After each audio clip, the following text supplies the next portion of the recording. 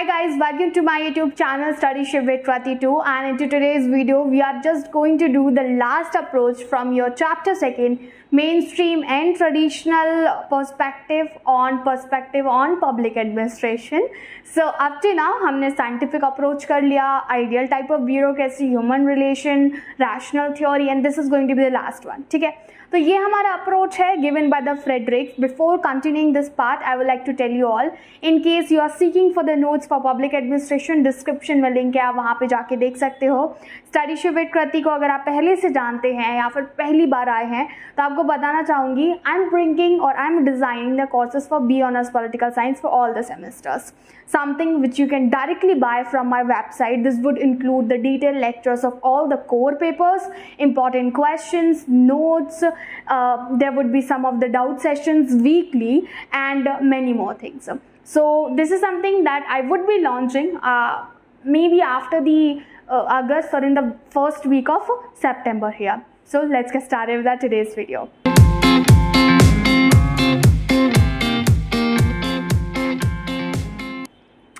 इस वीडियो में मैं आपको फ्रेडरिक्स तो बताने वाली हूँ, लेकिन अगर आपको कोई डाउट लगता है you can simply reach out to me on to my Instagram page. Description box में लिंक मिल जाएगा. फ्रेडरिक्स की बात कर लेते हैं. इनका नाम है फ्रेड डब्ल्यू रिक्स. बेसिकली इन्होंने बताया है जो एडमिनिस्ट्रेटिव स्ट्रक्चर होता है उस पर सोसाइटल कैरेक्टरिस्टिक्स का बहुत ही डीप इम्पैक्ट पड़ता है. ठीक है, यानी कि कहीं पे भी एडमिनिस्ट्रेटिव स्ट्रक्चर्स अगर है तो वहाँ पे उनको जहाँ जिस कंट्री में है, जिस जगह पे है, तो सोसाइटल, कल्चरल, पॉलिटिकल सारे के सारे कैरेक्टरिस्टिक्स उस एडमिनिस्ट्रेटिव फंक्शन को और एडमिनिस्ट्रेटिव बॉडी को कहीं ना कहीं डिफाइन करेंगे, इम्पैक्ट करेंगे एंड मैनी अदर थिंग्स. तो की पॉइंट्स देखते हैं. ये बोलते हैं कि contextual analysis is extremely important. While implementing or having administrative structure, you have to take into the consideration of multiple factors like cultural, social and political while making your policies and so on. तो contextual analysis से मतलब है कि context analyze करो, तब जाके आप अपना आगे काम कीजिए. इकोलॉजिकल सिस्टम पर्सपेक्टिव से मतलब है just like an ecosystem, all the organisms are in somewhere dependent on each other और interdependence से ये काम चल रहा है. Similar goes in administrative structure as well. तो हमें interconnected रहना होगा, interdependent रहना होगा ताकि हम इस administrative function को चला सके और आगे बढ़ा सके. Social structures and administrative structures don't avoid the social structures of any area in order to bring out the best of administrative structure here or system. Administrative adoption से मतलब है जो administration की हम बात कर रहे हैं, क्योंकि हम public administration की बात कर रहे हैं, वो इन सारे changes को अपनाए तो वो अडेप्टेबल होना चाहिए. बिकॉज जो over a period of time के साथ नहीं बढ़ता है, टाइम उसे रिप्लेस कर देता है. ये नेचर का रूल है. इन्होंने एक्चुअली नेचर का इकोलॉजिकल कंसेप्ट ही उठाया है. जिस तरीके से नेचर जो समय के साथ नहीं इवॉल्व हो पाते उन्हें एलिमिनेट कर देता है, just like dinosaurs, similar administration को भी कर दिया जाएगा अगर वो सारी चीज़ों को कंसिडरेशन में लेके सही तरीके से अडेप्टेबिलिटी वाले कॉन्सेप्ट को नहीं इम्प्लीमेंट करेगा. And last is going to be multiple centres of power, जो कि एडमिनिस्ट्रेशन को हमने कंसिडर किया है इकोसिस्टम. तो इकोसिस्टम में बहुत सारे ऑर्गेनिजम्स रहते हैं और वो ऑर्गेनिजम्स कोई ना कोई किसी ना किसी तरीके से साइकिल चलती है. तो similar goes in administration as well. Administration में बहुत सारे सेंटर्स होने चाहिए पावर डिवाइड के लिए कि एक जगह पे एक्यूमुलेट होकर ना रह जाए वो सारी की सारी पावर और it get distributed at different level to different people so that entire administrative body could function properly. तो ये तो हो गए आपके की पॉइंट्स. अब हमें समझना है कि जो टाइप्स ऑफ सोसाइटीज़ होती हैं, क्योंकि इनके बाद आपको बहुत ही दो एक्सट्रीमली इंपॉर्टेंट मॉडल मैं बोलूँगी जो पढ़ना ज़रूरी है, साला मॉडल एंड बाजार कैंटीन. दोनों ही इंडिया पे बेस्ड हैं क्योंकि India is one of the kind of a society. So we are going to see. Agrarian society बताई है इन्होंने. एग्रेरिया सोसाइटी वो होती हैं जहाँ पे ट्रेडिशनली काम चल रहा है, जो ट्रेडिशनल ऑक्यूपेशंस हुआ करते थे on the basis of tradition, culture and so on. खेती, सालों से लोग खेती ही कर रहे हैं क्योंकि वही उनका हिस्ट्री रहा है, वही वो करते आए हैं. So this entire economy is based on this agrarian system. ठीक है, based on agriculture. Second one, industrial. Industrial is one of the kind जहाँ पे अब डेवलपमेंट हो चुका है. मेनली इंडस्ट्रियल डेवलपमेंट देखने को मिलेगा. People are well educated, well maintained. So जो हमारा अर्बन एरिया जिसको हम बोलते हैं, entire countries like this. You can take example of a USA here. And then coming to the last one which is going to be prismatic. Prismatic को हम diffused बोलते हैं. क्यों? क्योंकि ये एग्रेरिया और इंडस्ट्रिया का मिक्स है. यहाँ पे अभी भी कुछ ऐसी पॉपुलेशन है जो एग्रेरिया मॉडल पे चल रही है. इंडिया में हमारे यहाँ पे बहुत सारे जो है ज़्यादातर जो लोग हैं वो किसानी पे डिपेंडेंट है. बट इसका एक ऐसा सेक्शन है जो अब इंडस्ट्रिया वाले पार्ट में चला गया है, यानी कि लोग अब अर्बनाइजेशन की तरफ बढ़ रहे हैं. उनके ऑक्यूपेशन IT सेक्टर हो गया, कॉर्पोरेट हो गया, ये सब है. इंडस्ट्रिया में entirely they are part of this IT, corporate and so on.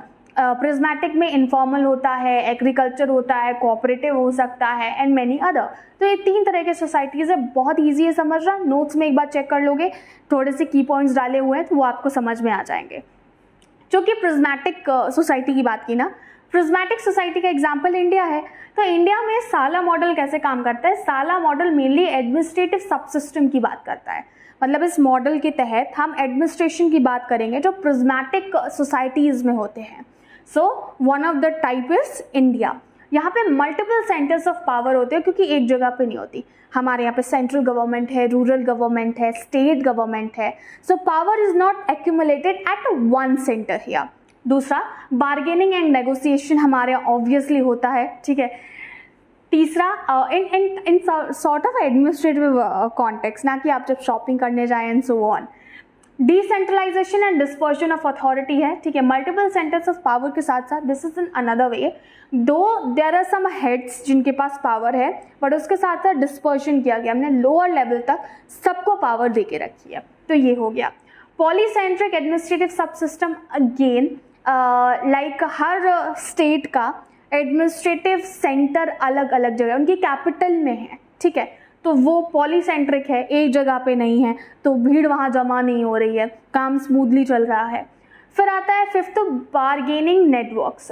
We do have a networks through which हम एडमिनिस्ट्रेटिव स्ट्रक्चर में काम करवा सकते हैं. ठीक है. With negotiation and adaptability and flexibility. Prismatic society के जो एडमिनिस्ट्रेटिव स्ट्रक्चर्स होते हैं वो काफ़ी जल्दी चीज़ें अडॉप्ट करते हैं और फ्लेक्सिबल होते हैं चेंजेस के लिए. जैसे कि इंडिया में डिजिटलाइजेशन आया. India is one of the kind of a prismatic society. We adopted it with open arms. Our government is constantly bringing this e-governance thing and so on in administrative structure. आपको कोई भी सरकारी काम करवाना हो, आप online सरकार के पोर्टल पे जा करके वहाँ चेकआउट कर सकते हैं. ठीक है.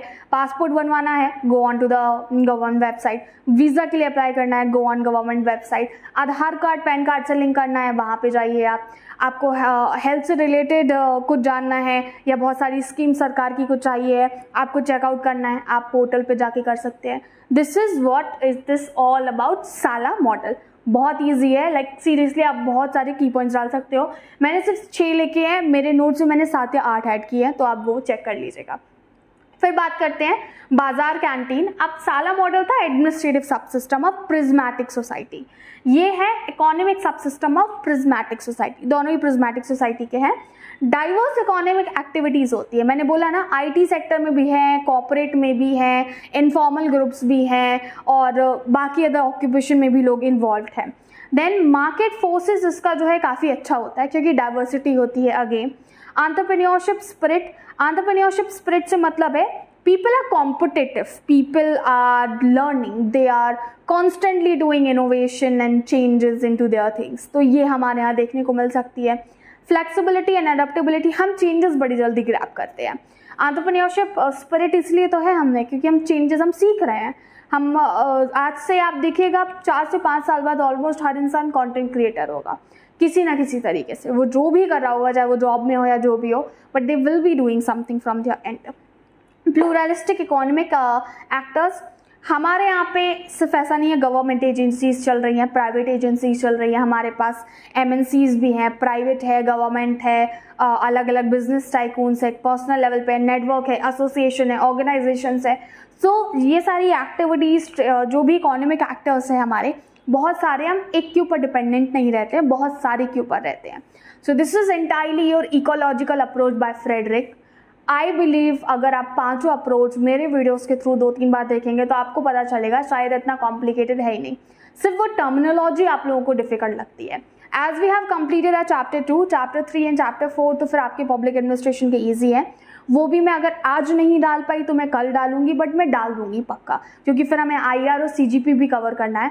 IR में करवा दूंगी, CGP का थोड़ा सा मुझे मुश्किल लग रहा है कि पूरा हो पाएगा नहीं, बट मेरी तरफ से पूरी कोशिश रहेगी। That's it for today's video. Hit the like button, share this video and subscribe to Share with Krati 2 for more such kind of video content. Make sure you check out our semester 3 course which we are going to bring in the end of the August, so maybe in the first week of September. Bye bye for now.